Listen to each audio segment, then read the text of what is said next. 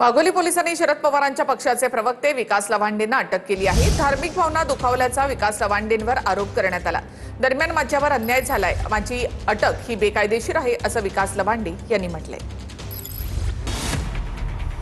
शरद पवार यांच्या राष्ट्रवादीचे प्रवक्ते विकास लवांडेंना पोलिसांनी अटक केली आहे। वारकरी संप्रदायासंदर्भात केलेल्या वादग्रस्त वक्तव्यानंतर ही अटक करण्यात आली आहे। या प्रकरणातल्या गुन्ह्यात पुणे कोर्टानं अंतरिम अटकपूर्व जामीन रद्द केलेला आहे। कोर्टानं मुदतवाढीचा अर्ज फेटाळून लवांडेंचं संरक्षणही काढून घेतलं आणि त्यानंतर वाघोली पोलिसांनी विकास लवांडे यांना ताब्यात घेतलंय आणि त्यानंतर वाघोली पोलिसांनी विकास लवांडेंना अटक केली आहे। वारकरी संप्रदायात घुसखोरी होत असल्याचा दावा विकास लवांडेंनी केल्याचा आरोप आहे। लवांडेंच्या वक्तव्याविरोधात नलिनी वायाळ यांची पोलिसात तक्रार आहे। तक्रारीनंतर लवांडेंविरोधात गुन्हा नोंदवण्यात आला। 20 मे पर्यंत अंतरिम अटकपूर्व जामीन मंजूर केला होता। तपास अधिकारी, सरकारी पक्ष, पोलिसांना भूमिका मांडण्याचे निर्देशही देण्यात आले होते।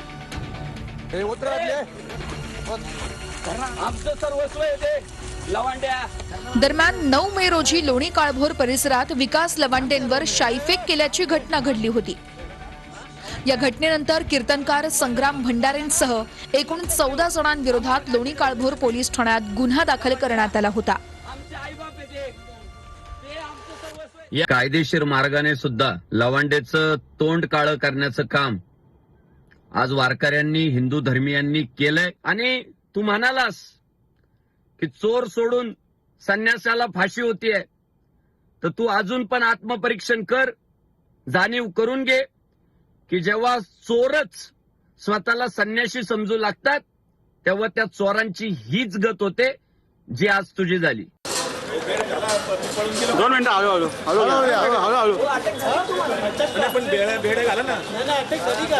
तुमच्यावर अन्याय होतं का? लवांडेची तुमच्यावर अन्याय होतं का? माझ्यावर अन्याय झालेला आहे। बेकायदेशीर अटक केली, खोट्या गुन्ह्यात अटक केली।